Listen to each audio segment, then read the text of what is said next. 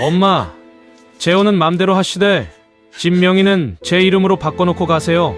그 말에 손이 떨렸습니다. 남편을 떠나보낸 지 20년. 이제야 내 인생을 살고 싶었을 뿐인데 자식의 눈빛 속엔 축복이 아닌 재산 계산기가 숨어 있었어요. 그날 밤 나는 결심했습니다. 이젠 엄마로서가 아니라 한 여자로서 살기로요. 김정순, 올해 79입니다. 남편을 떠나보낸 지 20해가 흘렀어요. 그동안 정수는 단 한 번도 자신을 위해 산 적이 없었죠. 아들 민수 키우고 딸 수연 시집 보내고 손주들 간식비 대주고 그렇게 세월이 지나니 거울 속 여자는 낯설기만 했습니다. 저 사람이 나였구나. 어느 날 동네 복지관에서 그림 교실이 열렸어요. 처음엔 그냥 심심풀이로 갔습니다. 그런데 그곳에서 이한석 씨를 만났죠. 온화한 미소, 정갈한 옷차림, 그리고 무엇보다 정순의 말을 끝까지 들어주는 사람. 정순 씨, 이 색이 참 좋네요. 따뜻해요. 에이, 그냥 아무렇게나 칠한 건데요. 아무렇게나가 제일 솔직한 거죠. 그 말 한마디에 정순의 가슴 한구석이 스르르 녹아내렸습니다. 한석은 은행원 출신이었어요. 아내를 일찍 여의고 혼자 살아왔죠. 자식은 없었지만 조카들이 가끔 찾아왔습니다. 그는 외롭지 않다고 했지만 정수는 알았어요. 그의 눈빛에도 똑같은 외로움이 숨어 있다는 걸요. 두 사람은 매주 복지관에서 만났습니다. 그림도 그리고 차도 마시고 산책도 했어요. 그러던 어느 날 한석이 조심스레 물었습니다. 정순 씨, 저랑 같이 영화 보러 가시겠어요?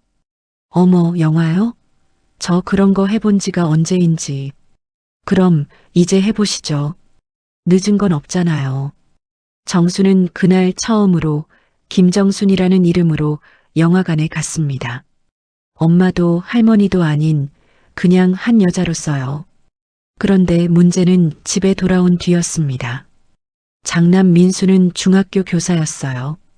반듯하고 성실하지만 어딘가 경직된 사람이었죠. 며느리 영주는 더 냉정했습니다. 겉으로는 예의 바르지만 눈빛은 늘 무언가를 계산하고 있었어요. 정순이 한석 이야기를 꺼내자 민수의 표정이 굳었습니다. 엄마, 그 나이에 무슨 연애예요? 연애라니 그냥 친구 사귀는 거지. 친구요? 동네 사람들이 다 수군거려요. 어머니가 노인네한테 빠졌다고.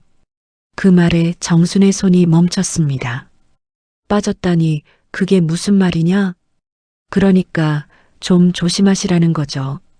나이 드신 분들끼리 그러다가 사고 나면 어쩌려고요. 옆에서 영주가 거들었습니다. 어머니, 요즘 노인 사기 많잖아요. 그 남자분 재산은 있어요? 혹시 어머니 집 노리는 거 아니에요? 그 순간 정순의 가슴이 철렁 내려앉았습니다. 자식들 눈엔 축복이 아니라 의심이 가득했던 거예요. 알겠다, 조심할게. 정수는 방으로 돌아가며 중얼거렸습니다. 엄마도 사람인데. 그날 밤 정수는 창밖을 바라보며 눈물을 참았습니다. 20년 동안 혼자 살아왔지만 이제야 진짜 외로움이 무엇인지 알 것 같았어요. 사랑하는 사람들 곁에 있어도 이해받지 못한다는 외로움 말이에요. 그때 휴대폰에 문자 하나가 도착했습니다. 오늘 영화 재밌었어요. 다음엔 더 좋은 거 보러 가요. 한석. 정수는 그 문자를 보며 작게 미소 지었습니다. 그 미소 속엔 포기하지 않겠다는 작은 다짐이 담겨 있었습니다. 그날은 민수 부부가 외출한 날이었습니다. 정수는 손주들 간식거리를 챙기려고 민수의 방에 들어갔어요. 서랍장 위에 놓인 과자 봉지를 집으려다가 발이 미끄러졌습니다. 와르르. 중심을 잡으려고 고리를 잡다가 서랍이 열리며 서류 뭉치가 쏟아졌어요. 아이고, 이걸 어쩌나. 정수는 서둘러 서류들을 주우려다 멈칫했습니다. 거기 눈에 익은 글자가 보였거든요. 엄마 집 시세 확인. 심장이 쿵 내려앉았습니다. 손이 떨렸지만 정수는 그 종이를 집어들었어요. 민수의 필체로 빼곡히 적혀 있었습니다. 현재 시세 14억 5천. 재개발 예정지라 15억 이상 예상. 어머니 치매 오기 전에 명예 이전 필수. 영주 말대로 공증 먼저 받아두기. 그 아래엔 영주의 메모도 있었어요. 재혼하면 상속 복잡해짐. 빨리 처리할 것. 노인 쪽 재산 파악 필요. 접근주의. 정순의 손에서 종이가 떨어졌습니다. 가슴이 무너져 내렸어요. 숨이 막혔습니다. 내가 뭐였던 거지? 정수는 그 자리에 주저앉았습니다. 아들이 걱정한 건 엄마가 아니었어요. 딸이 연락 안 한 이유도 이제 알 것 같았죠. 해외에서 편하게 살면서 재산만 기다리고 있었던 거예요. 20년 동안 혼자 살면서도 한 번도 집을 팔 생각 안 했습니다. 민수가 힘들 때 의지할 곳이 있어야지. 그렇게 생각했거든요. 겨울엔 춥고 여름엔 더워도 참았어요. 보일러 고치는데 돈 들까봐 내복을 겹쳐 입었죠. 손주들 학원비 보태주느라 자신의 약값은 아꼈습니다. 그런데 아들은 며느리는 엄마를 걱정한 게 아니라 돈을 걱정하고 있었던 거예요. 정수는 천천히 일어났습니다. 서류를 다시 집어들고 한 장 한 장 읽었어요. 읽을수록 가슴이 시려왔습니다. 거기엔 이런 메모도 있었습니다.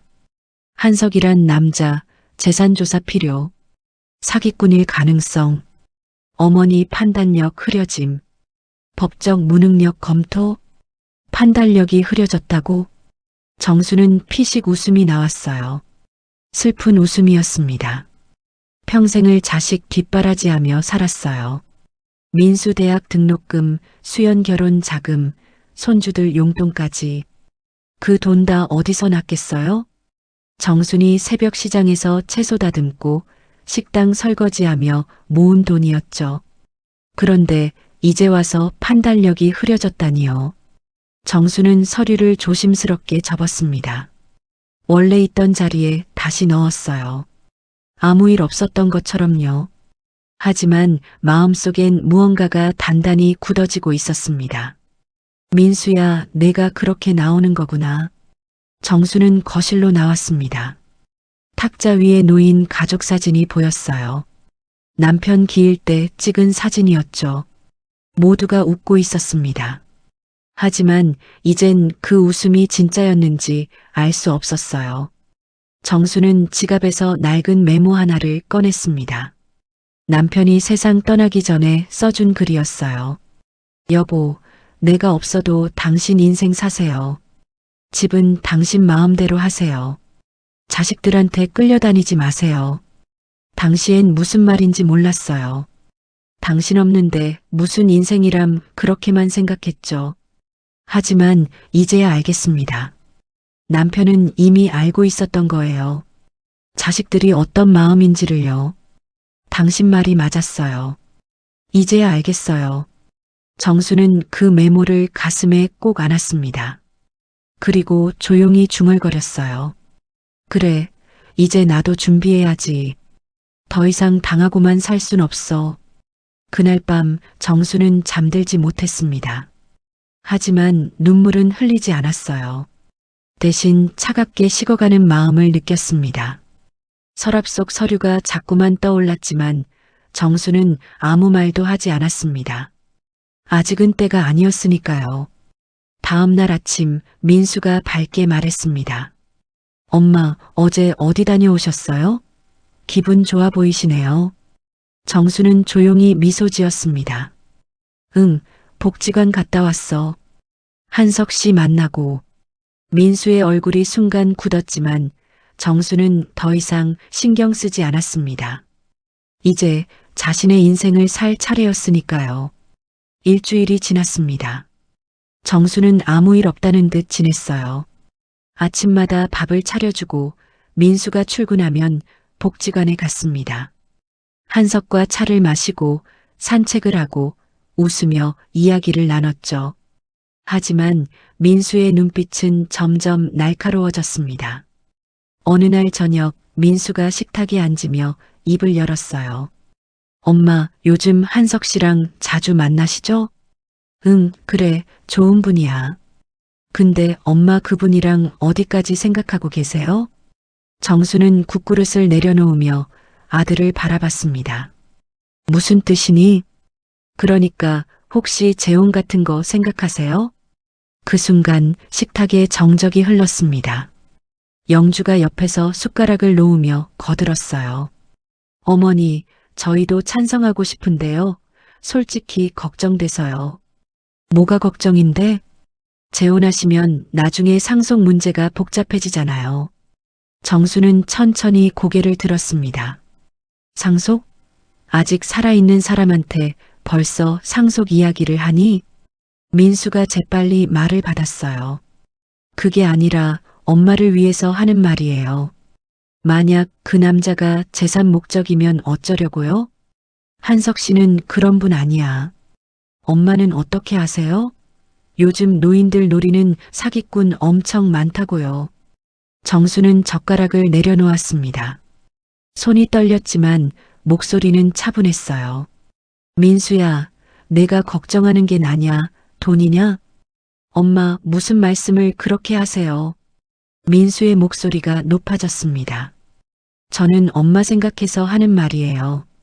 이 집, 아버지가 평생 일해서 마련한 집이잖아요. 그걸 그냥 남한테 넘길 순 없죠. 넘긴다니? 내 집인데 내가 어떻게 하든 상관없는 거 아니니? 상관없긴요. 저도 여기서 자랐고 수연이도 여기서 컸어요. 이건 가족의 집이라고요. 영주가 끼어들었습니다. 어머니, 저희가 이기적으로 구는 거 아니에요. 진짜 걱정돼서 그래요. 차라리 명의를 민수 이름으로 해두시면 나중에 문제 생겨도 저희가 어머니 모실 수 있잖아요. 정수는 그 말을 듣고 피식 웃었습니다. 쓸쓸한 웃음이었어요. 모신다고? 지금까지 한 번이라도 모신 적 있니? 어머니, 그게 무슨... 민수야, 너 결혼하고 몇 번이나 나한테 손 벌렸니? 대출 갚는다고, 애들 학원비 모자란다고, 차 바꾼다고. 그때마다 내가 뭐라 했니? 민수의 얼굴이 빨개졌습니다. 그건 제가 나중에 다 갚으려고 했어요. 갚겠다는 말만 20년째야. 근데 이제 와서 집까지 달라고? 엄마, 제가 언제 달라고 했어요? 안 그럼 왜 서랍에 시세 조사하고 명예 이전 계획 세워놨어? 그 말에 민수의 얼굴이 하얗게 질렸습니다. 영주도 숨을 죽였어요. 엄마 그걸 어떻게 해? 정수는 천천히 일어섰습니다. 지난주에 봤어. 내 방 서랍에서 어머니 치매 오기 전에라고 써놨더구나. 나 아직 멀쩡한데 벌써 치매 환자 취급이니? 민수가 황급히 변명했어요. 그건 그냥 만약을 대비해서 적어둔 거예요. 만약? 아니면 바램? 엄마. 민수가 소리쳤습니다. 제가 얼마나 힘들게 사는데요. 교사 월급으로 애들 키우고 대출 갚고 엄마 용돈까지 드리면서요. 정수는 차갑게 대꾸했습니다. 용돈? 한 달에 20만 원 주면서 용돈 드린다고 하니? 그 돈으로 내가 약값이나 제대로 될 것 같니? 그럼 엄마 더 드릴까요? 얼마 필요하세요?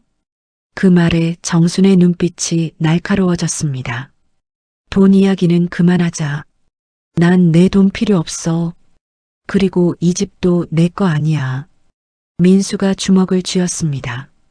엄마, 그럼 정말 재혼하실 거예요? 그 노인이랑 여기서 사실 거예요? 아니. 정수는 단호하게 말했습니다. 여기 안 살 거야. 이 집 팔고 한석 씨랑 작은 아파트 구해서 살 거야. 뭐라고요? 민수가 벌떡 일어섰습니다. 이 집을 팔겠다고요. 미쳤어요, 엄마. 정수는 아들의 얼굴을 똑바로 바라봤습니다.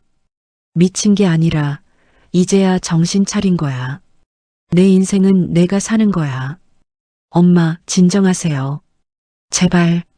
난 이미 진정했어. 오히려 너희가 진정하렴. 정수는 방으로 들어가며 마지막으로 말했습니다. 내일 한석 씨 만나서 혼인신고 이야기할 거야. 알아서 준비들 해. 문이 닫혔습니다. 거실엔 민수와 영주만 남았어요. 민수는 주저앉으며 머리를 감쌌습니다. 미쳤어. 완전히 미쳤어. 영주가 차갑게 중얼거렸습니다. 변호사 알아봐야겠어요. 법적으로 막을 방법이 있을 거예요. 그날 밤 김 씨 집안엔 평화가 깨졌습니다. 그리고 그 틈은 점점 더 벌어지고 있었습니다. 한 달이 흘렀습니다. 정순과 한석은 구청에 혼인신고 날짜를 잡았어요. 다음 달 15일 봄이 오는 날이었습니다. 하지만 집안 분위기는 얼어붙어 있었어요. 민수는 어머니와 눈도 마주치지 않았습니다. 영주는 냉랭하게 필요한 말만 했죠. 정수는 그 침묵이 오히려 편했어요. 더 이상 가식적인 효도를 받지 않아도 되니까요. 어느 날 오후 정수는 복지관에서 한석과 차를 마시고 있었습니다. 정순 씨, 아드님이 아직도 화나셨어요? 네, 근데 괜찮아요. 이제 익숙해졌어요. 미안해요. 저 때문에. 아니에요. 한석 씨 덕분에 제가 깨어난 거예요. 한석이 정순의 손을 꼭 잡았습니다. 우리 꼭 행복하게 살아요. 이제 우리 시간이잖아요. 정수는 고개를 끄덕이며 미소 지었습니다. 하지만 그날 저녁 집에 돌아온 정순을 기다리고 있던 건 예상치 못한 광경이었어요. 거실에 민수만 있는 게 아니었습니다. 수연이 와 있었어요. 해외에서 급히 들어온 모양이었죠. 엄마. 수연이 냉정한 표정으로 말했습니다. 오빠한테 다 들었어요. 재혼하신다면서요? 수연아, 너까지 왜 이러니? 왜긴요. 제 말도 안 들어보고 혼자 결정하셨잖아요. 정수는 한숨을 쉬었습니다. 너한텐 연락했어. 답장이 없길래 허락받은 줄 알았지. 허락이요? 카톡 한 줄로요? 수연이 핸드폰을 꺼내 들었어요. 엄마 재혼 생각 있어. 괜찮지? 이게 전부예요. 이게 제대로 된 상의예요? 정수는 말문이 막혔습니다. 넌 그동안 한 번도 전화 안 했잖니. 그러다 갑자기 민수가 끼어들었어요. 엄마, 우리 그렇게 나쁜 자식들이에요? 엄마가 재혼한다는데 걱정되는 게 당연하잖아요. 걱정? 아니면 재산 걱정? 수연의 얼굴이 굳었습니다. 엄마, 그게 무슨 말씀이세요? 나는 진심으로. 진심이면 왜 지금 와서야 나타났니? 아버지 제사 때도 안 왔으면서. 제가 바빴잖아요. 바빴으면 지금도 바쁘지 않니? 그런데 왜 갑자기 시간이 났을까? 정순의 목소리는 차가웠습니다. 민수가 앞으로 나섰어요. 엄마, 우리 이렇게 싸우지 말아요. 제발이요. 그때 영주가 차를 들고 나왔습니다. 어머니, 일단 앉으세요. 차 한잔 하시고 얘기해요. 정수는 자리에 앉았습니다. 하지만 차는 마시지 않았어요. 민수가 조심스럽게 말을 꺼냈습니다. 엄마, 솔직히 말씀드릴게요. 그 한석이란 분 저희가 알아봤어요. 정순의 눈빛이 날카로워졌습니다. 알아봤다고? 네. 사람 시켜서 신상 조회 좀 했어요. 뭐? 정순이 벌떡 일어섰습니다. 내가 무슨 권리로 남의 신상을 조사해? 수연이 차분하게 말했습니다. 엄마, 진정하세요. 그분이 깨끗한 분인지 확인해 봐야 하잖아요. 확인? 내가 뭔데 확인을 해? 민수가 서류 봉투를 꺼냈습니다. 엄마, 이거 보세요. 이 사람 10년 전에 파산 신청했었어요. 그게 어쨌다는 거냐? 어쨌긴요.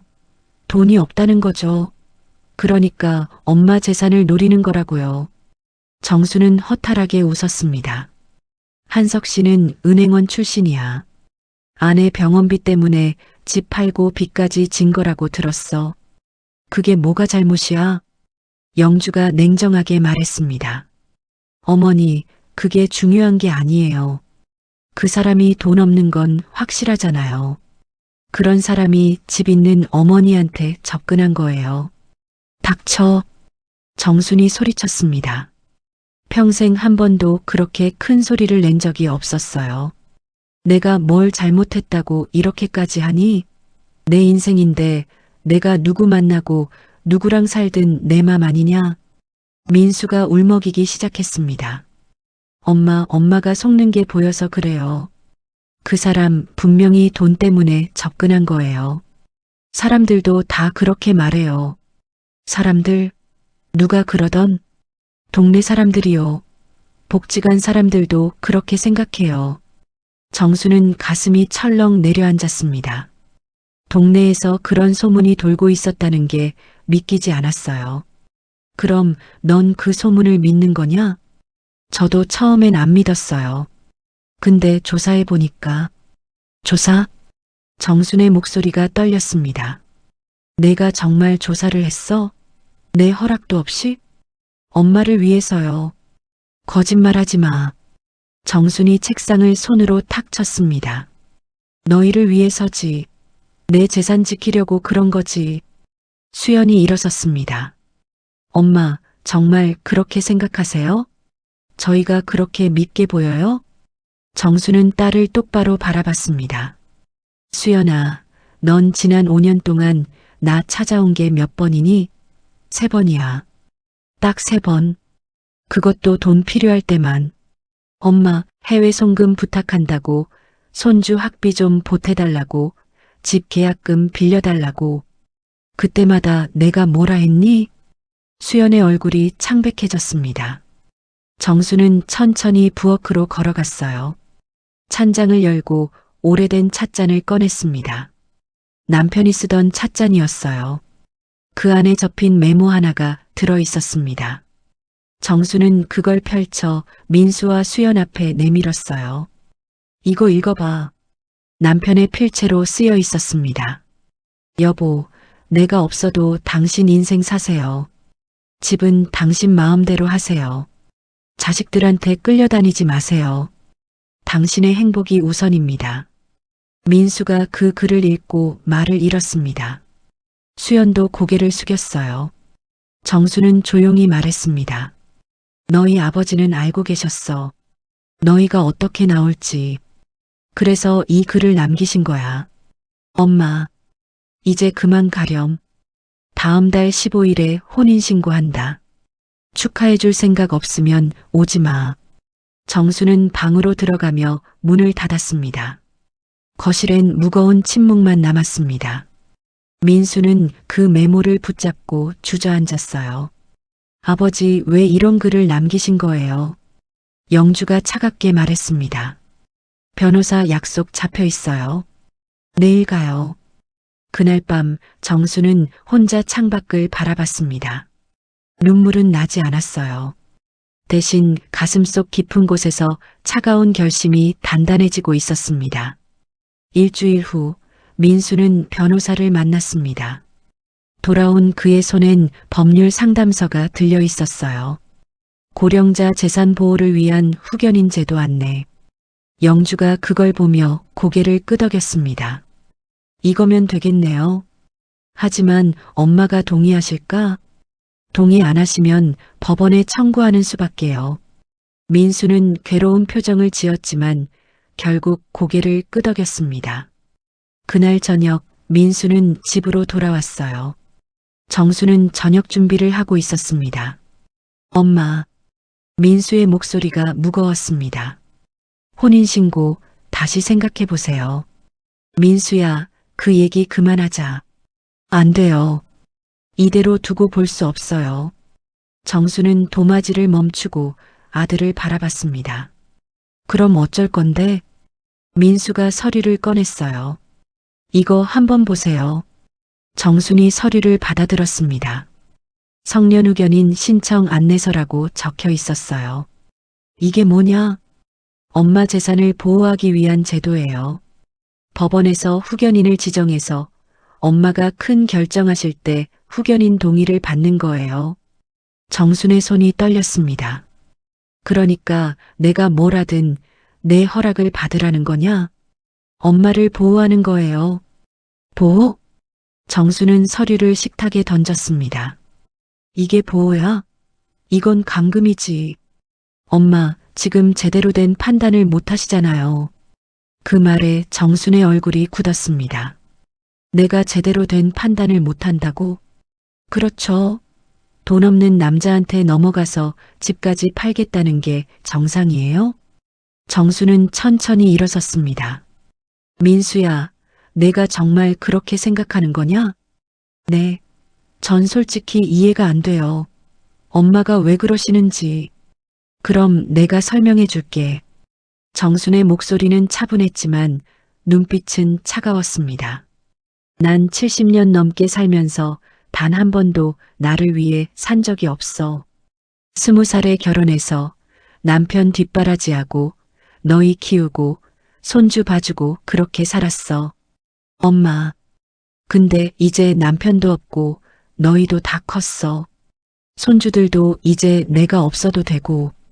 그러니까 이제 내 인생 좀 살고 싶은 거야.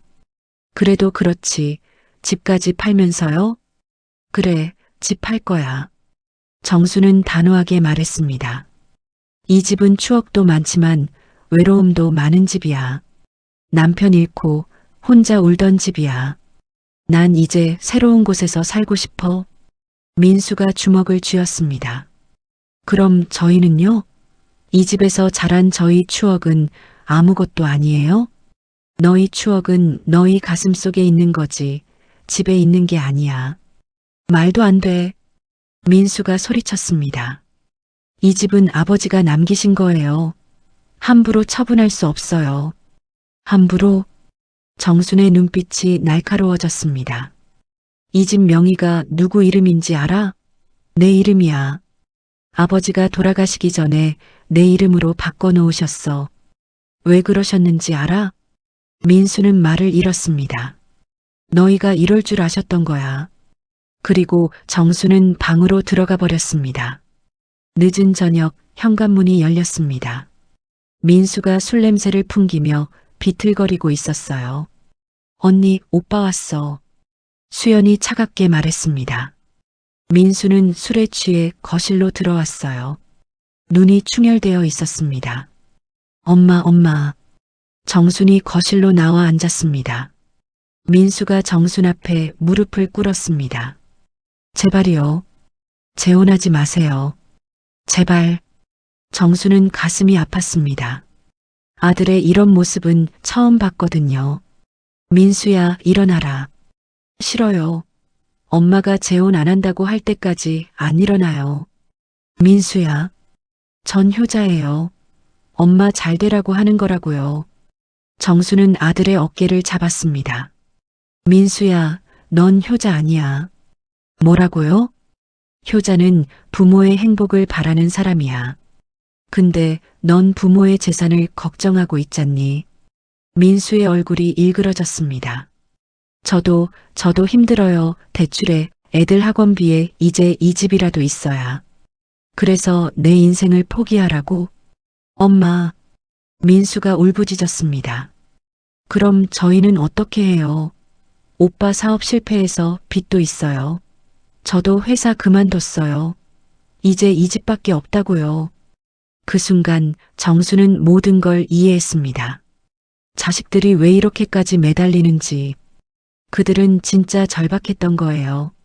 하지만 그게 정순의 책임은 아니었습니다. 민수야, 수연아. 정수는 차분하게 말했습니다. 너희가 힘든 건 알아. 근데 그건 너희 인생이야. 내가 책임질 수 없어. 엄마가 책임져야죠. 우리 엄마잖아요. 수연이 소리쳤습니다. 엄마니까 자식 도와야 하는 거 아니에요? 정수는 고개를 저었습니다. 아니야. 엄마도 한 사람이야. 내 인생이 있어. 그럼 우린요. 너희도 너희 인생을 살아야지. 정수는 방으로 들어가며 마지막으로 말했습니다. 다음 주 금요일 혼인신고하러 간다. 축하해줄 사람만 와. 문이 닫혔습니다. 거실엔 민수와 수연만 남았어요. 민수는 바닥에 주저앉아 울었습니다. 수연은 창밖을 바라보며 차갑게 중얼거렸습니다. 변호사가 말했어요. 성년후견인 신청하면 재산 처분을 막을 수 있다고 했으니까요. 민수도 들어서 알고 있지만 망설였습니다. 하지만 그건 엄마를 무능력자로 만드는 거잖아. 다른 방법 없어요. 수연의 목소리는 단호했습니다. 내일 법원에 신청서 넣어요. 그날 밤 김씨 집안의 전쟁은 법정으로 향하고 있었습니다. 혼인신고 전날 밤이었습니다. 정수는 짐을 정리하고 있었어요. 많지 않았습니다. 옷 몇 벌, 사진첩, 남편의 유품 몇 개. 그게 전부였어요. 이게 내 70년의 전부구나. 정수는 쓸쓸하게 웃었습니다. 그때 현관문이 쾅 하고 열렸어요. 민수였습니다. 술 냄새가 진동했어요. 엄마 어디 있어요? 정순이 방에서 나왔습니다. 민수야, 또 술 마셨구나. 들어가서 자거라. 자긴 무슨, 오늘 제대로 얘기해야겠어요. 민수가 비틀거리며 거실로 들어왔습니다. 손에 서류 봉투를 들고 있었어요. 이거 뭔지 알아요? 민수가 봉투를 흔들었습니다. 성년후견인 신청서요. 내일 아침에 법원에 제출할 거예요. 정순의 얼굴이 굳었습니다. 민수야, 너 정말. 네, 정말이에요. 엄마가 제대로 된 판단 못 하시니까 제가 법적으로 막을 거예요. 민수야. 정순이 소리쳤습니다. 너 지금 내가 무슨 짓 하는지 알아? 이건 내 엄마를 정신병자 취급하는 거야. 그럼 어쩌라고요? 엄마가 저희 말 듣지 않잖아요. 민수가 울부짖었습니다. 엄마 위해서 하는 거라고요. 정수는 차갑게 웃었습니다. 그때 또 현관문이 열렸습니다. 이한석이었습니다. 정순이 연락했던 거예요. 혹시 모를 상황에 대비해서 정순 씨 괜찮으세요? 한석이 조심스럽게 들어왔습니다. 민수가 한석을 보자 얼굴이 일그러졌어요. 당신 때문이야. 당신이 우리 엄마를 꼬신 거잖아. 민수 씨, 진정하세요. 진정? 당신이 돈 때문에 우리 엄마한테 접근한 거 다 알아요. 한석은 차분하게 대답했습니다. 저는 돈 때문에 정순 씨를 만난 게 아닙니다. 거짓말. 당신 파산했잖아요. 돈 없잖아요. 네, 없습니다. 한석이 담담하게 인정했습니다. 10년 전에 아내 병원비 때문에 집도 팔고 빚도 졌습니다. 지금도 월세 살아요. 그것 봐요. 역시 엄마 집 노린 거잖아요. 아닙니다. 한석이 정순을 바라봤습니다. 저는 정순 씨가 좋아서 만났습니다. 처음 봤을 때부터 느꼈어요. 이분은 평생 남을 위해 사셨구나. 그래서 더 외로워 보였어요. 정순의 눈에 눈물이 맺혔습니다. 저도 아내를 떠나보내고 혼자 살면서 깨달았어요. 사람은 누군가와 함께 있을 때 비로소 살아있다는 거리요. 민수가 비웃었습니다. 그럴싸한 말로 포장하지 마세요. 결국 돈이잖아요. 민수야. 정순이 앞으로 나섰습니다. 한석 씨는 그런 분이 아니야. 엄마는 속고 있는 거예요. 왜 모르세요? 속는 게 아니야. 난 알아. 한석 씨가 어떤 분인지. 민수가 미친 듯이 웃었습니다. 알긴 뭘 알아요. 겨우 몇 달 만난 사람을. 저는 평생 엄마 아들이에요. 제 말을 믿어야죠. 내가 내 아들이라서 못 믿는 거야. 그 말에 민수가 얼어붙었습니다. 정수는 눈물을 흘리며 말했습니다. 민수야, 넌 언제부터 엄마를 돈으로만 봤니? 언제부터 효도를 투자로 생각했니? 엄마, 너희 아빠 돌아가시고 20년이야. 20년 동안 난 너희한테 짐이 되지 않으려고 혼자 악착같이 살았어. 아프면 혼자 병원 가고, 외로우면 혼자 사귀고. 정순의 목소리가 떨렸습니다. 그렇게 살다가 겨우 만난 사람이야. 한석 씨는 내 외로움을 알아주는 유일한 사람이야. 그래도 이 집은 집? 정순이 차갑게 웃었습니다. 이 집이 그렇게 중요하니? 좋아, 그럼 내가 말해줄게. 정순은 가방에서 서류 하나를 꺼냈습니다. 이게 뭔지 알아? 민수가 서류를 받아들었어요. 눈이 커졌습니다. 부동산 매매 계약서? 그래, 일주일 전에 계약했어. 이 집 이미 팔렸어. 뭐라고요? 민수가 비명을 질렀습니다. 엄마 미쳤어요. 우리한테 말도 없이. 말해봤자 소용없잖니. 어차피 너희는 반대할 거니까. 당연히 반대하죠. 이건 우리 집이에요. 아니야. 정순이 단호하게 말했습니다. 이건 내 집이야. 내 이름으로 된. 그러니까 내 마음대로 할 수 있는 집이야. 민수는 서류를 구겨 바닥에 던졌습니다. 안 돼요. 절대 안 돼. 내가 막을 거예요. 어떻게? 후견인 신청서 냈어요. 이미. 민수가 승리한 듯 소리쳤습니다. 법원에서 엄마 판단 능력 없다고 하면 이 매매 계약 무효예요. 정수는 조용히 고개를 끄덕였습니다. 그래, 해봐라. 법정에서 보자, 엄마. 하지만 명심해라. 오늘 내가 선택한 길이야. 법으로 엄마를 막는 길. 그 길 끝에 뭐가 있을지는 내가 책임져라. 정수는 한석의 손을 잡았습니다. 한석 씨, 가요. 여기 더 있을 이유 없어요. 정순 씨, 괜찮아요. 이미 각오했어요. 두 사람이 문을 향해 걸어갔습니다. 민수가 뒤에서 소리쳤어요. 엄마, 나가면 끝이에요. 다신 안 봐요. 정순이 문 앞에서 멈춰 섰습니다. 뒤돌아보지 않고 말했어요. 민수야, 내가 날 버린 거야. 난 내가 아니라 내 인생을 선택한 거야. 문이 닫혔습니다. 민수는 그 자리에 무릎을 꿇고 주저앉았습니다. 엄마, 엄마. 하지만 대답은 없었습니다. 그날 밤 정수는 한석과 함께 작은 모텔에 묵었어요. 창밖엔 비가 내리고 있었습니다. 정순 씨, 괜찮으세요? 한석이 걱정스럽게 물었습니다. 정수는 고개를 끄덕였어요. 네, 괜찮아요. 이제 정말 괜찮아요. 그날 밤 정수는 처음으로 평온하게 잠들었습니다. 70년 만에 처음으로 자신을 위한 선택을 한 밤이었으니까요. 2주 후 법원 상담실이었습니다. 민수와 수연이 변호사와 함께 앉아 있었어요. 반대편엔 정순과 한석이 있었습니다. 판사가 서류를 검토하며 말했어요.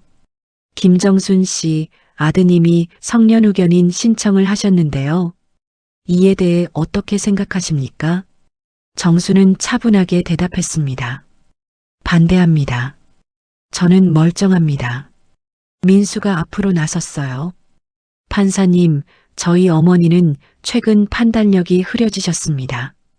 돈도 없는 남자한테 속아서 집까지 팔려고 하시고 속은 게 아닙니다. 정순이 끊어 말했습니다. 제 의지로 선택한 겁니다. 판사가 정순을 바라봤어요. 김정순 씨, 혹시 치매 검사나 건강검진 받으신 적 있으십니까? 네. 정순이 서류를 꺼냈습니다. 2주 전에 받았어요. 여기 결과 있습니다. 판사가 서류를 받아 읽었어요. 눈이 조금 커졌습니다. 인지 능력 정상, 판단력 정상, 오히려 또래보다 우수하다고 나왔네요. 민수의 얼굴이 하얗게 질렸습니다. 그럴 리가. 판사가 민수를 바라봤습니다. 아드님, 혹시 어머니께 치매 증상 같은 걸 목격하신 적 있습니까? 그게 최근에 깜빡깜빡하시고 79이면 누구나 그럴 수 있습니다. 판사의 목소리가 차가웠어요. 의학적 근거도 없이 후견인 신청을 하신 건가요? 민수는 말을 잃었습니다. 판사가 한숨을 쉬며 말했어요. 이 사건은 기각합니다. 김정순 씨는 법적으로 완전한 행위 능력을 가지고 계십니다. 판사님, 수연이 일어섰습니다. 어머니가 재산을 다 날리시면 어떻게 합니까? 저희가 나중에 모셔야 하는데. 판사가 날카롭게 반문했습니다. 그건 딸로서의 의무 아닙니까? 재산을 받기 위한 조건입니까? 수연은 입을 다물었어요. 판사가 서류를 덮으며 말했습니다. 이만 마치겠습니다. 김정순 씨, 당신의 재산은 당신 마음대로 하실 권리가 있습니다. 법원을 나서는 길 민수가 정순을 붙잡았습니다. 엄마, 제발. 손 놔. 정순의 목소리는 차가웠어요. 엄마, 저희가 잘못했어요. 다시 생각해 주세요. 이제 와서? 정순이 민수를 바라봤습니다.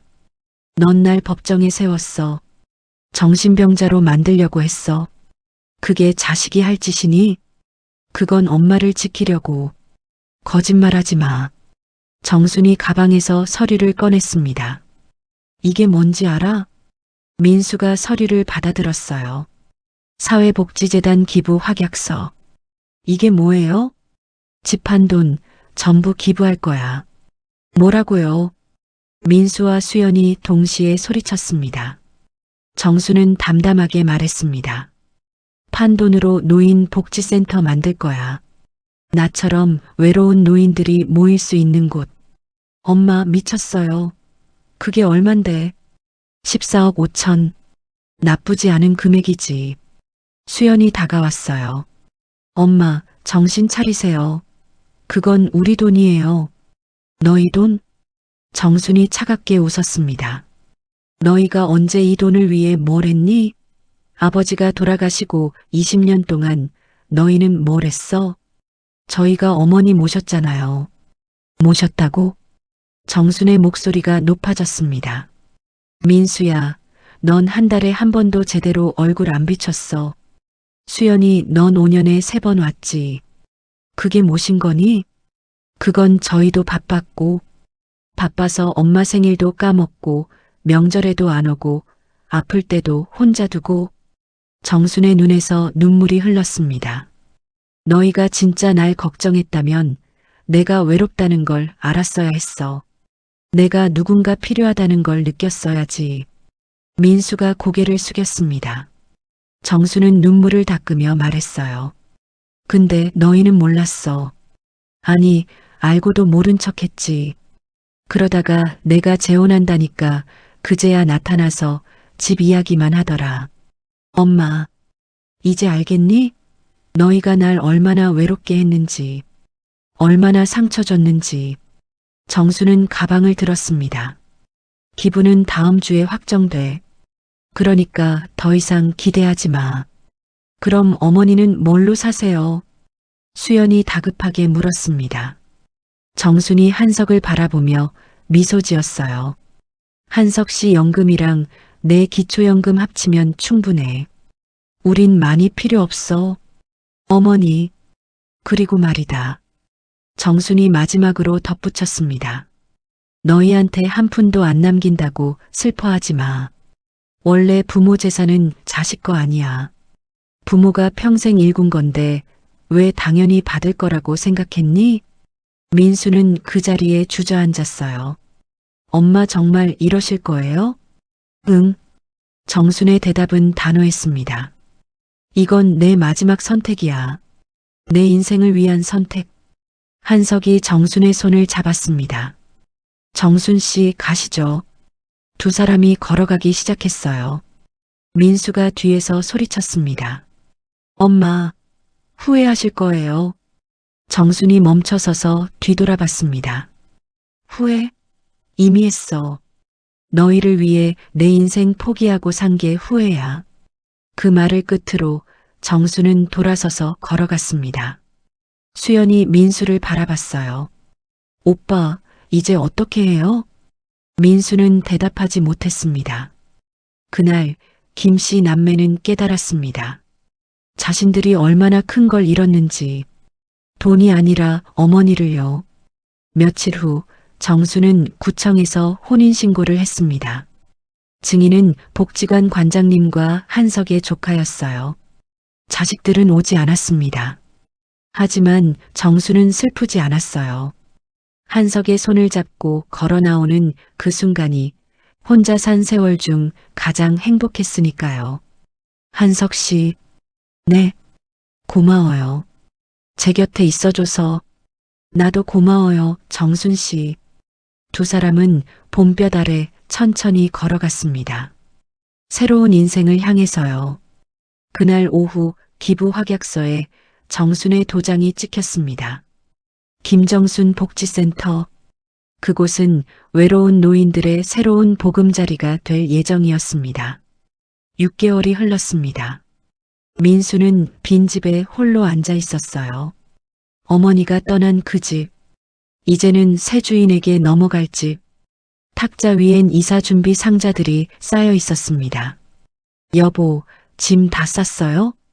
영주가 방에서 나왔습니다. 응. 민수의 대답은 힘이 없었어요. 그나저나 이사갈 월세, 보증금 마련은 됐어요? 겨우 구했어. 민수는 한숨을 쉬었습니다. 지난 6개월, 민수는 많은 걸 잃었어요. 집도 잃었고 어머니도 잃었습니다. 그런데 이상했어요. 집이 없어진 게 슬픈 게 아니라 어머니가 없다는 게 더 슬펐습니다. 영주야. 왜요? 우리 잘못한 거 맞지? 영주는 대답하지 않았습니다. 민수는 창밖을 바라봤어요. 엄마가 그렇게 외로웠는데 난 몰랐어. 아니, 알면서도 모른 척했어. 이제 와서 그런 말 해봤자. 맞아. 이제 와서 소용없지. 민수는 눈을 감았습니다. 그날 이후 어머니에게 몇 번이나 전화했어요. 하지만 받지 않으셨습니다. 문자도 보냈지만 답장은 없었어요. 어머니는 정말로 자식들과 연을 끊으신 거였습니다. 며칠 전 민수는 우연히 동네에서 포스터를 봤어요. 김정순 복지센터 개관식. 가슴이 철렁했습니다. 어머니의 이름이 붙은 건물. 어머니가 평생 모은 돈으로 만든 곳. 민수는 그 앞에 한참을 서 있었습니다. 선생님? 뒤에서 누군가 불렀어요. 학교 동료 교사였습니다. 선생님도 이거 보셨어요? 김정순 복지센터요. 동네에서 난리예요. 개인이 14억이 넘는 돈을 기부했대요. 민수는 고개를 끄덕였습니다. 멋지죠?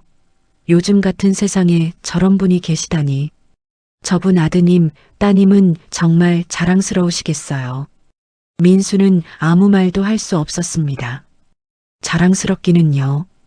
그는 그 돈을 지키려다가 어머니를 잃은 사람이었습니다. 개관식 날이었습니다. 민수는 멀리서 지켜봤어요. 어머니가 한석 씨와 함께 테이프를 끊고 있었습니다. 사람들이 박수를 쳤어요. 어머니는 웃고 계셨습니다. 민수가 본 적 없는 밝은 웃음이었습니다. 저런 표정 처음 봐. 옆에서 수연의 목소리가 들렸어요. 언제 왔는지 수연도 서 있었습니다. 오빠, 응, 우리 정말 못된 자식들이었네. 그래. 두 사람은 말없이 어머니를 바라봤습니다. 행사가 끝나고 사람들이 흩어지기 시작했어요. 민수와 수연은 천천히 센터 안으로 들어갔습니다. 로비에는 어머니의 사진이 걸려 있었어요. 그 아래 문구가 적혀 있었습니다. 김정순 여사는 평생 가족을 위해 헌신하셨습니다. 이제 그 사랑을 지역사회와 나누고자 이 센터를 설립하셨습니다. 민수는 그 문구를 읽으며 눈물을 흘렸습니다. 평생 가족을 위해 헌신하셨습니다. 그 말이 가슴에 박혔어요. 그때 어머니가 돌아서다가 민수와 수연을 봤습니다. 잠시 멈칫했지만 곧 시선을 돌렸어요. 엄마. 민수가 나지막이 불렀습니다. 정수는 걸음을 멈췄습니다. 하지만 돌아보지 않았어요. 엄마, 저희 잘못했어요. 정순의 어깨가 떨렸습니다. 진심으로 죄송합니다. 수연도 고개를 숙였습니다. 엄마, 용서해 주세요. 정수는 천천히 돌아섰습니다. 눈가가 붉어져 있었어요. 용서? 정순의 목소리는 차분했습니다. 용서는 해. 너희도 내 자식이니까. 근데 정수는 눈물을 닦았습니다. 다시 예전처럼 될 순 없어. 너희가 날 법정에 세웠을 때 뭔가 끊어졌거든. 엄마, 미안하다. 엄마도 사람이야. 상처받으면 아파. 정수는 한석의 손을 잡았습니다. 이제 난 내 인생을 살 거야. 너희 없이도. 이해해줘. 민수는 고개를 끄덕일 수밖에 없었습니다. 알겠어요. 정순이 마지막으로 말했습니다. 언젠가 너희가 나처럼 늙으면 알게 될 거야. 부모도 한 사람이라는 걸. 자식 위해 희생하는 게 당연한 게 아니라는 걸. 그 말을 끝으로 정수는 한석과 함께 걸어갔습니다. 민수와 수연은 그 뒷모습을 바라봤어요. 오빠, 우리 정말 큰 실수한 거네. 응. 돈을 지키려다가 엄마를 잃었어. 두 사람은 센터를 나왔습니다. 밖에는 햇살이 따스했지만 두 사람의 마음은 쓸쓸했습니다. 그날 이후 민수는 변했어요.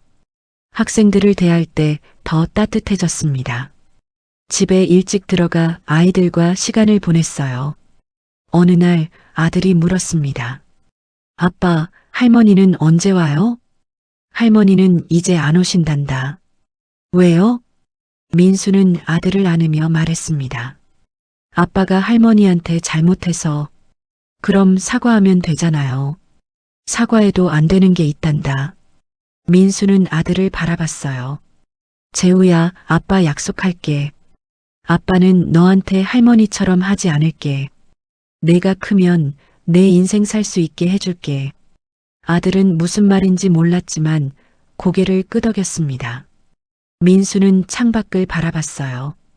어디선가 어머니가 행복하게 살고 계실 거라고 생각했습니다. 그리고 마음속으로 중얼거렸습니다. 엄마, 이제야 알겠어요. 미안해요. 그리고 행복하세요. 한편 정수는 한석과 함께 작은 아파트에서 살고 있었어요. 넓지 않았지만 따뜻했습니다. 매일 아침 센터에 가서 노인들을 만났어요.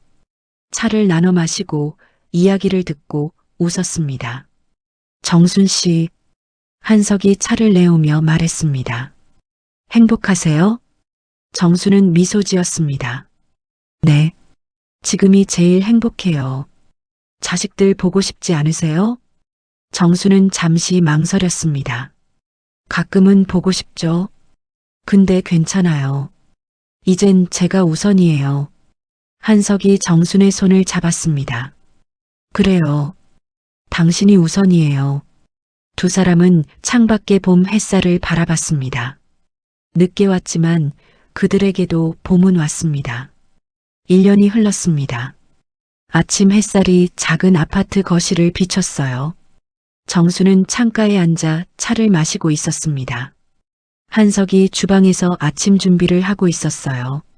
정순 씨, 오늘 센터 가시죠? 네, 오늘 새로 오시는 분들이 있대요. 그럼 제가 같이 갈게요. 두 사람은 여전히 존댓말을 썼습니다. 70년 넘게 살아온 습관이라 편했거든요. 아침을 먹고 센터로 향했어요. 버스를 타고 가는 길, 정수는 창밖을 바라봤습니다. 세상이 달라 보였어요. 1년 전과 똑같은 풍경인데 이제는 모든 게 새로웠습니다. 한석 씨, 네, 저 후회 안 해요. 한석이 미소 지었습니다. 저도요. 센터에 도착하자 노인들이 반갑게 맞아줬어요. 정순 씨, 오늘 김밥 만드는 날이죠? 맞아요. 같이 만들어요. 정수는 앞치마를 두르고 주방으로 갔습니다. 노인들과 함께 김밥을 만들며 이야기를 나눴어요. 정순 씨, 부럽습니다. 자식들한테 매이지 않고 이렇게 사시니까요. 한 할머니가 말했습니다. 저는 아들 며느리 눈치 보느라 숨도 제대로 못 쉬거든요. 정수는 조용히 대답했습니다. 저도 그랬어요. 그래서 어떻게 벗어나셨어요? 결심했어요. 내 인생은 내 거라고. 쉽지 않았을 텐데요. 네, 쉽지 않았어요. 정수는 김밥을 말며 말했습니다. 자식들과도 멀어졌고 재산도 다 내놨죠. 근데요. 정순이 할머니를 바라봤어요. 지금이 제일 행복해요. 그 말에 할머니는 눈물을 글썽였습니다. 부럽습니다, 정말. 점심 후 정수는 센터 정원을 거닐었어요. 작은 정원이었지만 꽃들이 피어 있었습니다. 엄마. 뒤에서 익숙한 목소리가 들렸습니다. 정수는 천천히 돌아섰어요. 민수였습니다. 수연도 함께 있었어요. 왜 왔니? 정순의 목소리는 차분했습니다. 그냥 엄마 얼굴 보고 싶어서요. 민수는 조심스럽게 말했습니다. 보고 싶으면 연락했어야지. 연락해도 안 받으실까봐. 정수는 한숨을 쉬었습니다. 무슨 일이냐? 수연이 앞으로 나섰어요. 엄마, 저희 그동안 많이 반성했어요. 그래. 네. 어머니가 얼마나 외로우셨을지, 얼마나 힘드셨을지 이제야 알 것 같아요. 정수는 아무 말도 하지 않았습니다. 민수가 봉투를 꺼냈어요. 엄마, 이거 돈이면 사양한다. 아니에요. 편지예요. 민수가 봉투를 내밀었습니다. 정수는 잠시 망설이다가 받았어요. 봉투를 열어 편지를 꺼냈습니다. 민수의 필체였습니다. 엄마, 저는 50년을 엄마 아들로 살았습니다. 근데 엄마가 한 사람이라는 걸 생각해 본 적이 없었어요. 엄마는 그냥 엄마였고 당연히 저를 위해 존재하는 사람이라고 생각했습니다. 지난 1년 저는 많이 배웠습니다. 학생들을 가르치면서 제 아이들을 보면서 깨달았어요. 사람은 누구나 자기 인생을 살 권리가 있다는 걸요. 엄마, 미안합니다. 그리고 고맙습니다. 70년을 저희 위해 사셨잖아요. 이제는 엄마 인생 사세요. 행복하세요. 저는 이제 좋은 아버지가 되려고 노력하고 있습니다. 제 아이들에게는 엄마처럼 희생을 강요하지 않을 겁니다. 엄마가 가르쳐 주신 거예요. 사랑합니다. 아들 민수 올림. 정수는 편지를 읽으며 눈물을 흘렸습니다. 민수야. 엄마, 저희 용서해달라는 게 아니에요. 그냥 엄마가 행복하시면 됐어요. 수연도 고개를 숙였습니다. 엄마, 저도 마찬가지예요. 이제는 엄마 인생 응원할게요. 정수는 눈물을 닦았습니다. 고맙다. 그 말 들으니까 마음이 조금 편하네. 엄마. 근데 말이다. 정순이 두 사람을 바라봤어요. 너희 자주 올 생각은 하지 마. 난 바빠. 여기 일도 있고 한석 씨랑 여행도 다닐 거야. 민수와 수연은 웃으며 고개를 끄덕였습니다. 네, 알겠습니다. 그래도 가끔은 전화해라. 엄마도 사람이야. 너희 목소리 듣고 싶을 때도 있어. 네, 엄마. 민수가 다가가 정순을 안았습니다. 수연도 함께 안았어요. 한참 후 세 사람은 떨어졌습니다. 그럼 저희 이만 갈게요. 그래. 조심해서 가고. 민수와 수연이 돌아서 걸어갔어요. 중간에 한번 돌아봤지만 정수는 손을 흔들어 주지 않았습니다. 대신 조용히 지켜봤어요. 자식들이 멀어지는 걸요. 한석이 다가왔습니다. 괜찮으세요? 괜찮아요. 정수는 미소 지었습니다. 이제야 진짜 놓은 것 같아요. 노탄이요? 짐이요. 엄마라는 짐. 평생 짊어졌던 거요. 한석이 정순의 어깨를 감싸 안았습니다. 이제 가벼워지셨네요. 그래요. 가벼워요. 두 사람은 정원을 천천히 걸었습니다. 한석 씨, 다음 달에 제주도 갈까요? 좋아요. 평생 가보고 싶었어요. 그럼 예약해요. 우리 둘이서. 네, 우리 둘이서요. 정수는 하늘을 올려다봤어요. 구름 한 점 없는 맑은 하늘이었습니다. 여보, 정순이 하늘을 향해 중얼거렸습니다. 당신 말이 맞았어요. 제 인생 살라고 하셨죠? 이제야 살고 있어요. 고마워요. 바람이 불어왔어요. 마치 대답하는 것처럼요. 그날 저녁 정순과 한석은 작은 식당에서 저녁을 먹었습니다. 정순 씨, 네. 오늘 자식분들 보니까 어떠셨어요? 정수는 잠시 생각했습니다. 예전처럼 마음 아프진 않더라고요. 그냥 잘 살았으면 좋겠다는 생각만 들었어요. 그럼 됐네요. 네. 이제 진짜 자유로워진 것 같아요. 한석이 잔을 들었습니다. 건배할까요? 우리의 자유를 위해서. 정순도 잔을 들었어요. 그래요. 우리의 자유를 위해서. 땡그랑. 두 잔이 부딪혔습니다. 그날 밤 정수는 일기를 썼습니다. 오랜만에 쓰는 일기였어요. 오늘 민수와 수연이를 만났다. 편지를 받았다. 많이 성장한 것 같아 다행이다. 나는 이제 진짜 자유롭다. 엄마가 아니라 김정순으로 살고 있다. 인생은 짧다. 남을 위해 살기엔 너무 짧다. 이제야 알았다. 행복은 멀리 있지 않았다. 내가 나를 먼저 사랑하는 것, 그게 행복이었다. 늦게라도 알게 돼서 다행이다. 일기를 덮고 정수는 창밖을 바라봤습니다.